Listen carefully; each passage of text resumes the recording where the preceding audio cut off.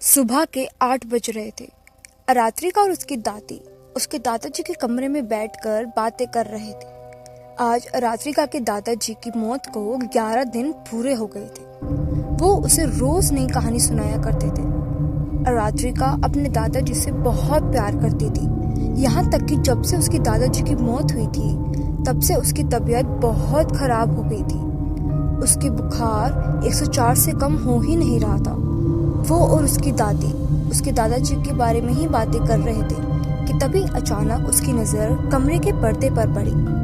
पर्दे के पीछे एक परछाई थी। रात्रिका उठकर उस पर्दे के पास गई। जैसे उसने पर्दा हटाया, वहां पे एक शीशा था। जो उसने उस शीशे में देखा वो देखकर हैरान हो गई। उस शीशे में उसके दादाजी की परछाई थी। परछाई देखते ही उसके आंखों से आंसू और मुंह से दादाजी निकला। तभी उसे अपने सर पर अपने दादाजी का हाथ महसूस हुआ और वो वहीं बेहोश हो गई। अगली बार जब उसकी आंख खुली तो वो हॉस्पिटल में थी। उसे देख सबकी आंखों में आंसू थे। रात्रिका को पता चला कि आज 11 दिन बाद उसको होश आया है। अपने दादा की मौत की खबर सुनते ही रात्रिका बेहोश हो गई थी। डॉक्टर्स ने उसे आईसीयू में भर्ती कर दिया था।